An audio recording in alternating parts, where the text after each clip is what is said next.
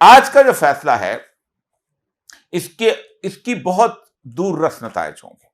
بہت دور رس نتائج ہوں گے۔ اس کی بنیادی وجہ یہ ہے کہ اس دفعہ اسٹیبلشمنٹ نے اپنے تمام تر حربے استعمال کیے تھے ججوں کو دبانے کے۔ پہلے ہوتا تھا کہ ججوں کو خرید لیا جاتا تھا، سب کچھ کر لیتا، لیکن انہوں نے کہا نہیں، چھوٹے سے چھوٹے لیول پہ بھی جج کو دبا دو۔ اور ججوں کو دبانے کے اندر ان کے اندر وہ حربے استعمال کیے جو اس سے پہلے نہیں کیے جاتے تھے۔ ویڈیوز بنانا، ان کے بارے میں سکینڈلز اکٹھے کرنا، ان کے گھر والوں کے بارے میں سکینڈلز اکٹھے کرنا، ان کی بیٹیوں کی، ان کی بہوؤں کی معلومات لوگوں کو بتانا، ان کے رشتہ داروں کو اٹھانا، ان پر تشدد کرنا۔ یہ اتنا زیادہ تھا کہ اس وقت جب 6 جج آئے ہیں تو 6 جج نے برسٹ کیا۔ قاضی فائز عیسیٰ صاحب جو ہیں آج جو مجسم شکست کی صورت میں آج نظر آئے، اس کی بنیادی وجہ یہ ہے کہ ہوتا یہ ہے کہ چیف جسٹس جو ہوتا ہے وہ اپنی عدلیہ کا باپ ہوتا ہے، اس سے بڑا تو کوئی نہیں، اور اس وقت تمام عدالتی ججوں کا وہ سب سے بڑا سربراہ ہوتا ہے۔ تو انہوں نے وہ پکار کے سب سے پہلے تو وہ بندیال صاحب کے پاس گئے، تو بندیال صاحب نے خاموش تھے، اس نے کچھ سب سے پہلے بلکہ عامر فاروق کے پاس گئے۔ انہوں نے کہا جی ہم نے بات کر لی ہے، ہم نے ان کو عدم نظیر تارڑ کو بلا لیا ہے، انہوں نے جا کے بات بھی کر لی ہے ISI کے ساتھ، اب آئندہ ایسا کچھ نہیں ہوگا۔ پھر اس کے بعد آئندہ ہوتا رہا، اور اس کے بعد وہ لوگ وہاں پر گئے تھا بندیال صاحب کے پاس، انہوں نے بھی کہا کہ کچھ اس سے بات کرتے ہیں، کچھ کہتے ہیں۔ ساتھ ہی اس وقت سینئر ترین جج قاضی فائز تھے، اس کے پاس بھی گئے۔ انہوں نے بھی کوئی خط ہمیشہ لکھتے تھے، لیکن ان کا نہیں، آئندہ میرا ٹنڈور آنے والا ہے تو میں کیوں خط لکھوں گا، تو یہ بھی چپ رہے۔ لیکن جب یہ خود چیف جسٹس ہوئے تو انہوں نے وہ سارا کچھ جو اس کی پروسیڈنگ تھی، جو انہوں نے خط لکھا تھا اپنے چیف جسٹس عامر فاروق کو، پھر جو گفتگو کی تھی وہ انہوں نے باقاعدہ 6 ججوں نے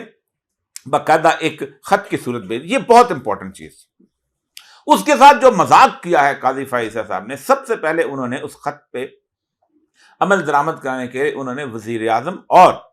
وزیر قانون کے ساتھ میٹنگ کی اور اس کو کہا کہ اس کو کچھ کریں۔ انہوں نے تو یہ چاہیے تھا کہ ان کو بلایا جاتا کہ یہ کیسے ہو، ایجنسیز کو سپریم کورٹ نہیں بلائے گی تو کون بلائے گا۔ انہوں نے میٹنگ کی، انہوں نے کہا اچھا اس کے کمیشن بنا دیتے ہیں۔ اور یہ قاضی صاحب کی بڑی بہت خوفناک غلطی تھی، کیونکہ یہیں سے ان کو اندازہ ہوا کہ قاضی صاحب جو ہیں یہ عدلیہ کو کسی طور پر کبھی بھی سپورٹ نہیں کریں گے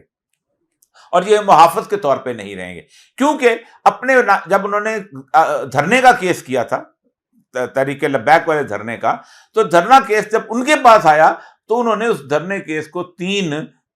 جو تھے نا پولیس کے افسروں کے کھاتے میں ڈال دیا،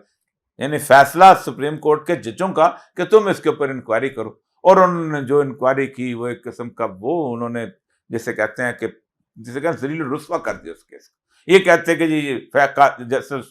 جنرل فیض انوالو ہے اپنا، انہوں نے کہا جناب اصل میں تو پنجاب گورنمنٹ انوالو تھی، اور وہ جناب شہباز شریف نے ان کو کہا اللہ جاؤ اسلام آباد، اور اللہ اسلام آباد چلے گئے اور اللہ واپس آ گئے۔ ٹھیک، وہ شہباز شریف نے کہا کہ وہ جی ہمارے ہاں تو اصل مسئلہ یہ تھا، ہم نے ان کو جانے دیا تھا تاکہ آئندہ لڑائی نہ ہو، دنیا میں امن ہو، اللہ واپس آ گئے۔ وہ قاضی فائز صاحب کا جوڈیشل آرڈر جو تھا وہ ان کے منہ پہ انہوں نے دے مارا، کیونکہ ظاہر بات ہے اگر چاہتے تو وہ جوڈیشل طور پہ عدالت میں بلاتے، امپلیمنٹ کرواتے، تو وہ ان کا وہ معاملہ ختم ہو گیا۔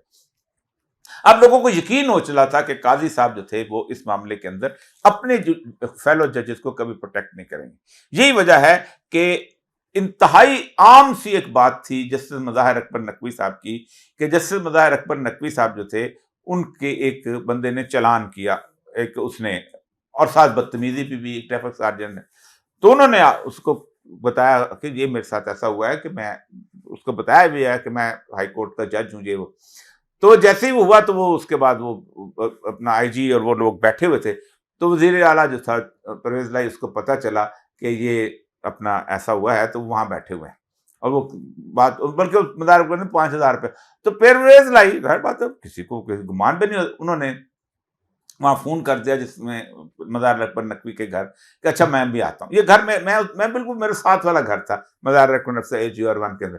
تو وہ ٹیلی فون کہ میں ابھی آ رہا ہوں، اس ٹیلی فون کی بنیاد کے اوپر ان کے خلاف پھر اس کے بعد جائیدادیں نکال یہ کر، تو قاضی فائز صاحب نے ان کے خلاف ایک ریفرنس جو تھا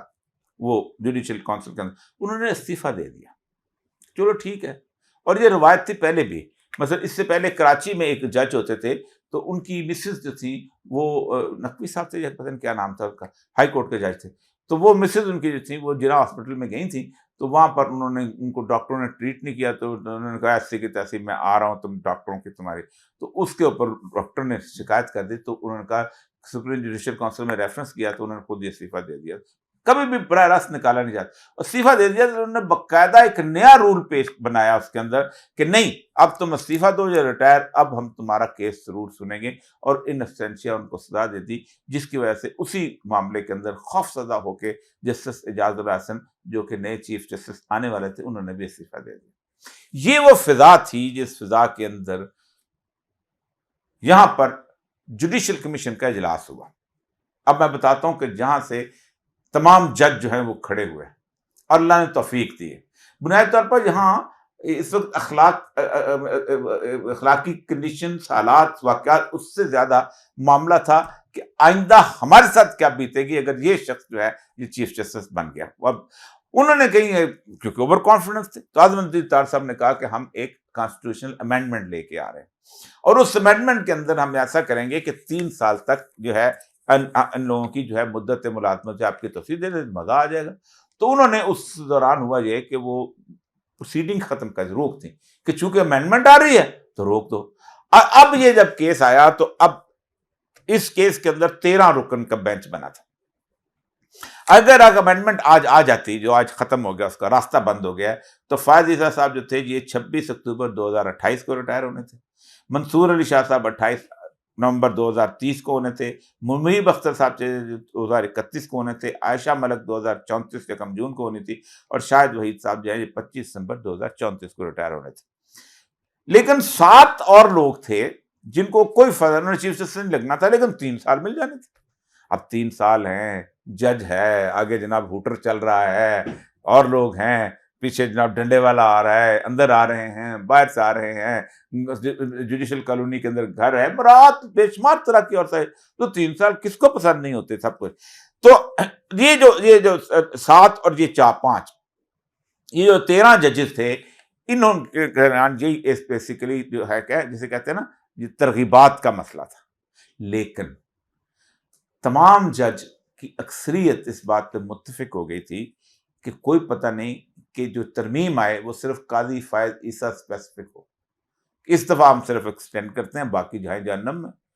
کیونکہ ظاہر بات ہے پھر جب 24 اکتوبر 2028 تک قاضی صاحب نے رہنا تھا، وہ اس طرح 4 سال دے دیتے جب تک اگلا الیکشن آتا ہے وہاں سے۔ لیکن اگر وہ 3 سال دے بھی دیں،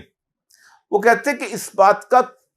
قوی امکان ہے کہ ہم بھی مزار اکبر نقوی کی طرح اور اعجاز الحسن کی طرح بلائے گا قاضی صاحب جاؤ جی تمہارے خلاف، اور ایجنسیاں موجود ہیں۔ تو یہ جس وقت جتنے بھی جج ہیں انہوں نے جو اس پورے کے پورے اس کو ریورٹ کیا ہے، اب اس کے بہت سارے نتائج نکل سکتے ہیں۔ ایک تو یہ ہے کہ اب اس وقت جوڈیشری پہ ان لوگوں کا ایک قسم کا ہولڈ ہے۔ اب نیچے کوئی بھی بندہ ہوگا، آج قاضی فائز عیسیٰ صرف ایڈمنسٹریٹو جج بن کے رہ گئے ہیں، اب کل سے چھٹیاں ہیں اور 16 ستمبر کو آنا ہے واپس انہوں نے، تو پیچھے قاضی صاحب کے 1 مہینہ رہ جائے گا، 25 اکتوبر کو انہوں نے ریٹائر ہو جانا ہے۔ تو اگر تو کوئی جج اس میں آ گیا کہ بھائی ہمارے ساتھ ہوا ہے تب کچھ کرو، تو میرا ریفرنس موجود ہے، وہ نکالیں گے، وہ ریفرنس آ کے کہہ دیں گے قاضی صاحب تشریف لائیں، جیسے آپ نے لوگوں کے ساتھ کیا، جیسا کیا سب ایسے بھرنا۔ لیکن پاکستان کے اندر اسٹیبلشمنٹ کی جس طرح کی عوامی صورتحال میں اور جوڈیشری کے ساتھ شکست ہوئی ہے، یہ اس سے پہلے کبھی ایسا نہیں ہوا تھا،